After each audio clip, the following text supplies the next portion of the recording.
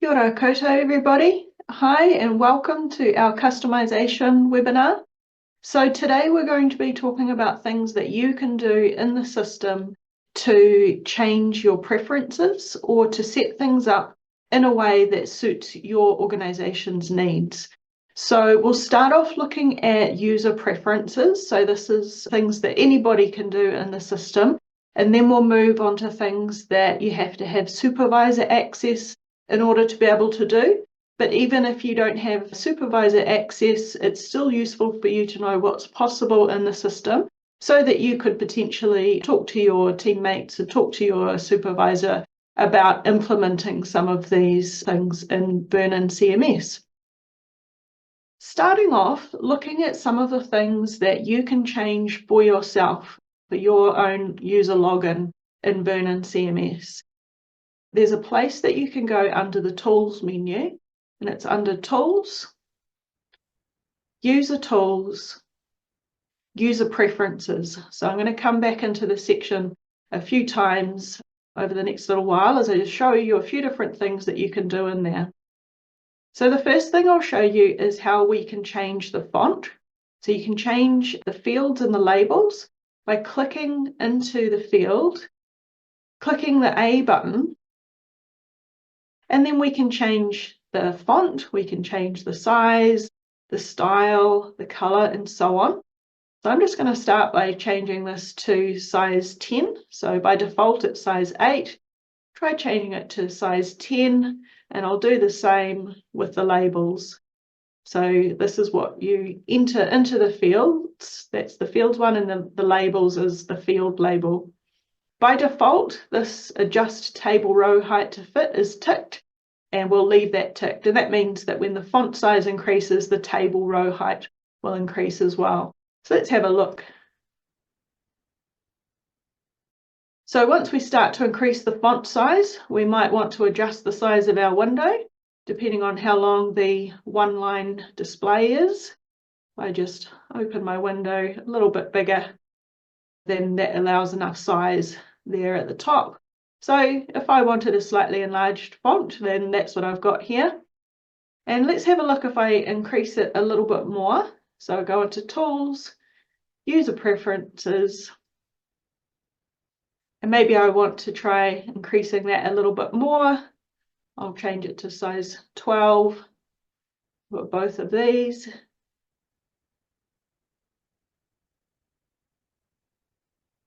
And we've got a slightly larger size.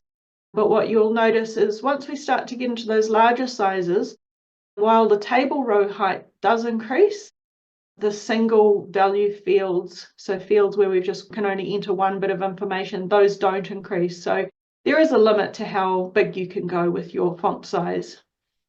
I'm just going to change those back to the default, and I can do that by clicking into this fields area here and pressing delete on my keyboard. So it says here, press delete for default. So just press the delete key in both of those, and that'll return it back to the original default size.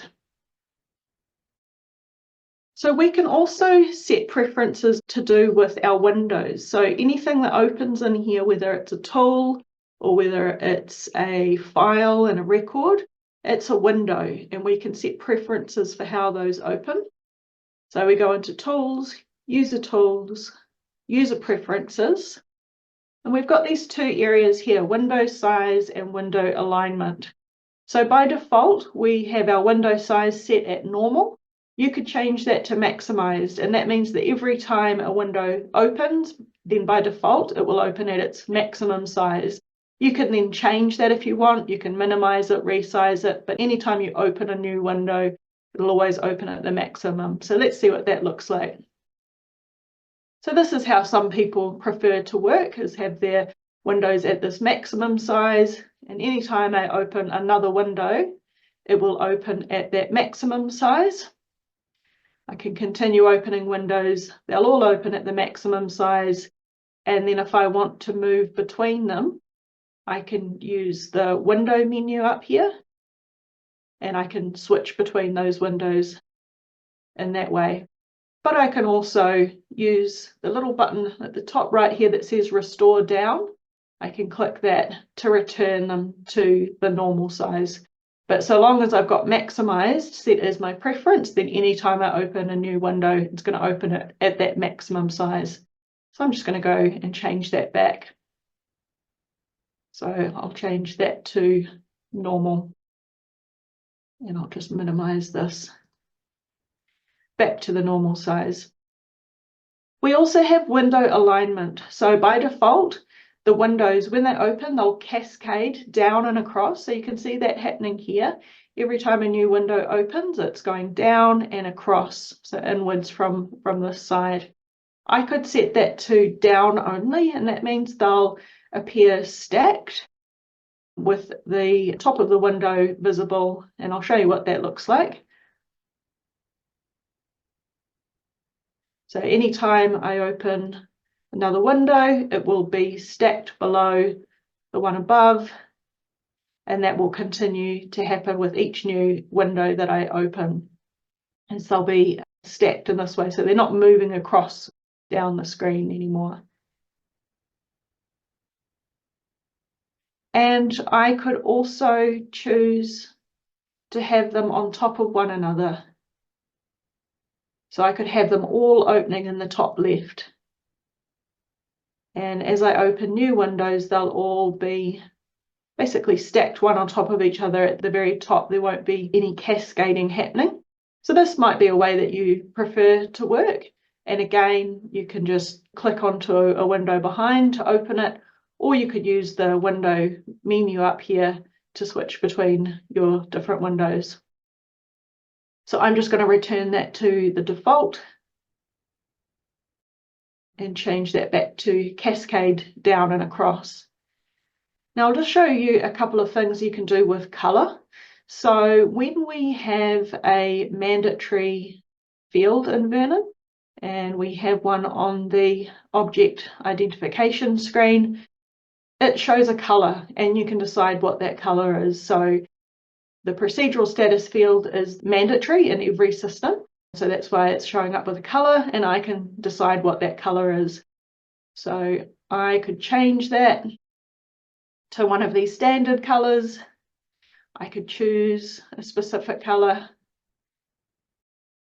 and now any mandatory field that I have will be in that color. And you can also do that with when you're selecting rows in List Manager and Portfolio, you can also change that color there. So the next thing that I will show you is about how you can change your default window that opens in Vernon. So if I go to the Settings tab, we can see that the default window upon logon is the object identification window, and that's going to suit most people. But you might just mainly be working in the archive windows or the library window, for example, or you may mainly be doing work in one of the other windows.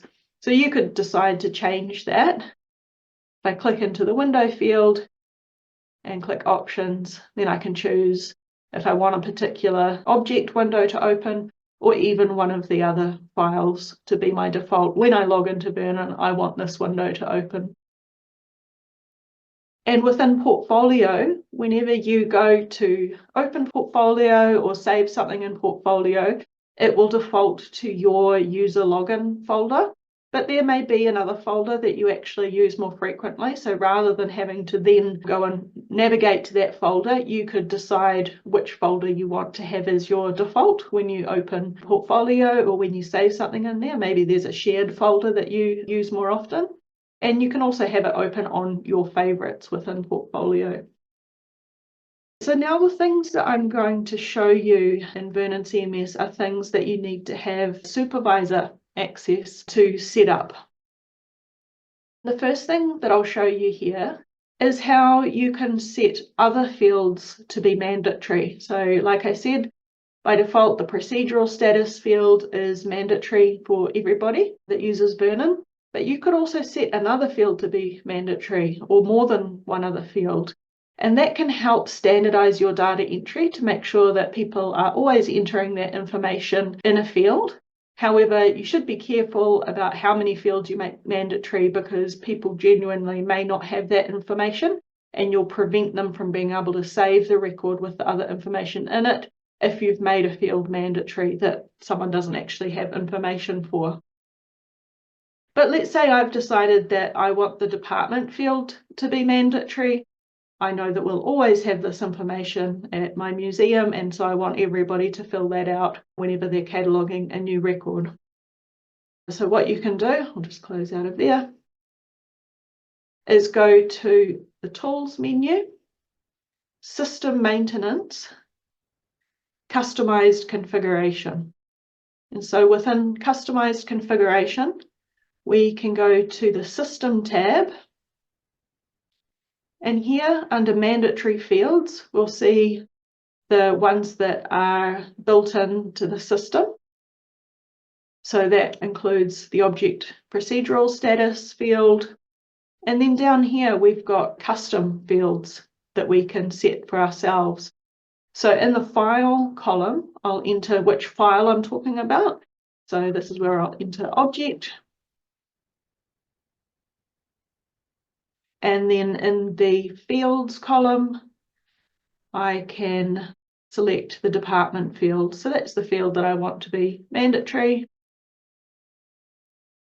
And you'll see here that in the system settings, the mandatory fields are yellow, but I overrode that as an individual user. So you can set a color for everybody for mandatory fields, but they can override that for themselves. So now when I click OK, I can go into object identification, and we'll now see that the department field has the color that I set before in user preferences, and this tells me that that field is mandatory as well. And if I try to save a record without entering data into that field, I won't be able to save it. So something else you can do in the system is override the field names. So that means that I can change the label for any field in Vernon if there's some particular reason that I need to do that, or that makes it more suitable for my organization.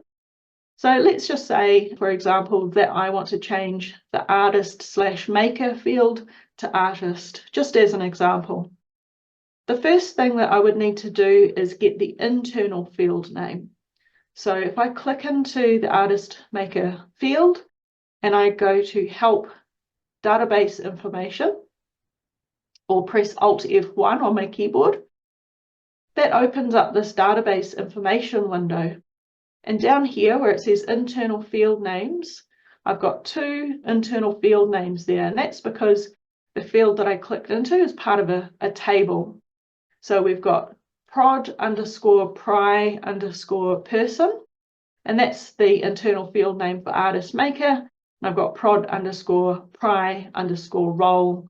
That's the internal field name for the role field. So the one I want is prod_pry_person. It's kind of short for production primary person. And I can actually select that, right click and copy that. So I'm going to use that in a moment. So I've got the internal field name. And the next thing that I want to do is go into the Tools menu, System Maintenance, User-defined parameters, that's the things that you are defining, and then Field Name Overrides. So I've already got the object file selected. I could choose another file. And in System ID is where I want to enter that internal field name. Now, sometimes in Vernon, when you're working with a table and you want to edit a table, you need to press the F2 key on your keyboard to do things like paste data in. So right now, if I right click on my mouse, or if I press Control V on my keyboard for paste, it's not working. What I need to do is press the F2 key first, and that makes that field editable for me. So now I can right click and paste in production primary person. I've actually got a space at the end there that I'll backspace and press enter. So that brings up the various labels for this field in different parts of the system. So at the top here where it says retrieval name, so this is where you could change it within advanced search. Within the reporting labels field is where you can change it in down the page reports, across the page reports, and in the sort fields area. And down here we have the various labels that appear in Windows for this particular field. So you can see we already have some variation here. Within the object identification window, it's called Artist Maker. Within the two archive windows, it's called Primary Maker. In Library, it's called Author/Editor/Illustrator. So at this point, I'm just going to change the one in the object identification window, and I'll just click into the field name column and type Artist. Press Enter, save that. And now if I open up the object identification window, we can see that that's been changed to Artist. The next thing I'll show you is how you can actually create your own fields in Vernon. You can create your own custom authority fields, text fields, date and number fields, as well as tables. So this is in addition to any field that you already find within the various windows. You can enter the data for these into the user-defined fields window. So once you've configured a user-defined field, as we call them, that's where you can start to record information.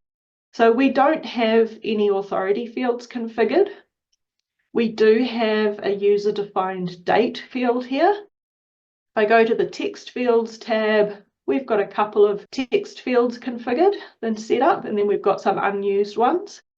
And then the same for tables. We've got a data sheet table and a host classification table.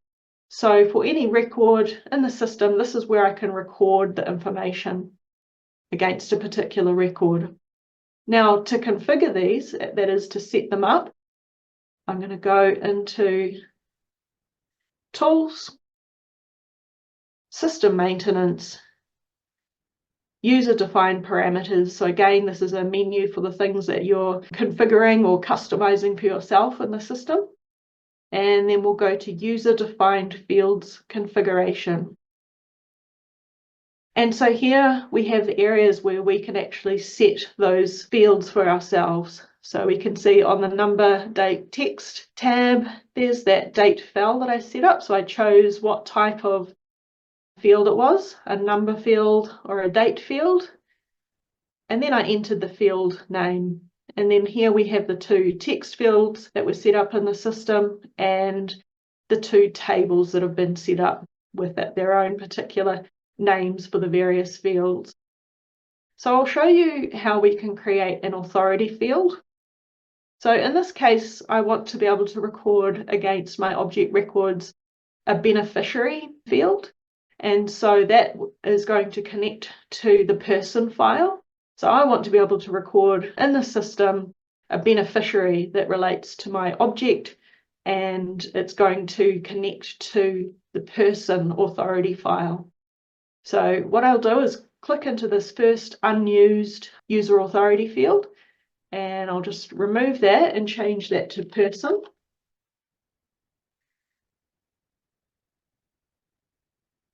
And then an authority field name, that's where I enter my field label. You don't have to connect to another pre-existing authority file. You can just create your own new one by entering the field label here, and then it just means that you then need to go and set up the authority terms for that particular file. So I'm going to save that. And now when I go into user-defined fields, and let's just open a particular record that I could enter this data against. We can see that I've got my beneficiary field there, and now I can enter an authority term and select it from the person file to enter information into that particular field and save it against that record.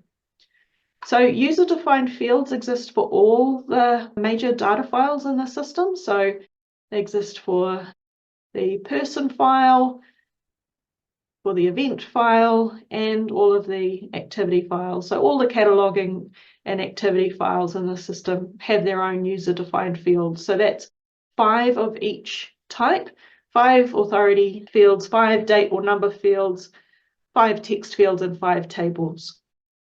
The next thing I will show you is how we can create a subset of reporting fields in Vernon. So when we go into the reporting tool and we want to set up a new report template, when we go to select fields, and this is particularly the case in the object file, there's a huge number of fields to choose from. And yes, you can search for them up here. That's a quick way to find fields, but you may have a situation where somebody's doing reporting regularly and they only need certain fields in their reports. We have an example here of a curator report. So this is under field settings, field subset. Let's look at this example of the curator report. So this is something that I've set up. When I go to select the fields, we have a much shorter list, and in reality it might be a bit longer than that, but I've just chosen a few random fields there. So those are available in the group down the page format. They're also available in the across the page format. And then when I go to sort the report, I've just got 2 options. So 2 ways that I could sort the report. So let's look at how we can set one up. So this could be used for, maybe you have a registrar report, curator report. So let's look at creating one for conservation. So there might only be some specific fields that you want to record for a conservation report. So to do that, I'm going to go into Tools, System Maintenance, User-Defined Parameters again, and then user-defined reporting fields. So the first thing that I do here is enter the name of the file that I want to create this for. It's the object file. And once you choose the file, Vernon will automatically generate the first part of the ID. User underscore object underscore. If it was the person file, it would be user underscore person, and then an underscore. And so I just need to fill out the remaining part of the ID and give it something unique. So in this case, I'm going to call it conservation. Then I need to give it a name, and that's the name that you saw before in the reporting tool in the little drop-down list where we had curator report. I'm going to call this conservation report.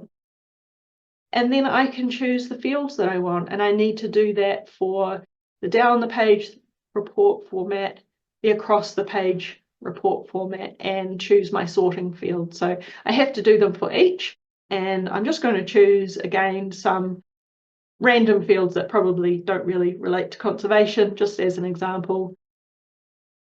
And I'm going to choose them for each one. So I'm just double clicking those, or you could click them and then do the arrow key. I can also reorder them if I want to. So then I'll go and do the same again in here.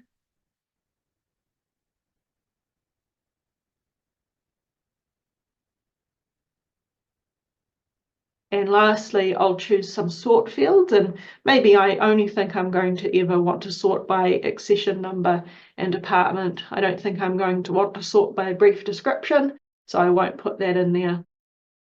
And then I can save that. And now when I come into the reporting tool on the object file and go to create a new template, I have an additional reporting field subset there. So I can choose that and select the fields that I want. And that's for the down the page format, the across the page format. And then there's the sort fields that I chose. So that may be something that you want to explore with your team and see if there's something that could be useful using the fields that you use in Vernon rather than having the full list. Of course, you can always go back to the full list if you want to. The last thing that I'm going to show you today is how you can change the locations of your media and files. So that's the media and files, like your images that are sitting outside of Vernon. So this is really useful when you change the drive. So maybe you moved all of your images from the A drive to the S drive, for example. Let's have a look at where you can change that. You go into the Tools menu, System Maintenance, Customize Configuration. So we were in here before looking at mandatory fields on the System tab.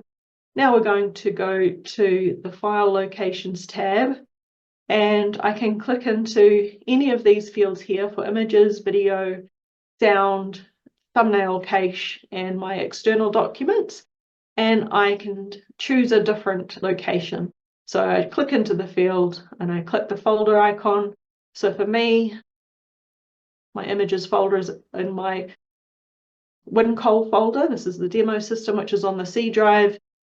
For you, it will be on a shared drive somewhere.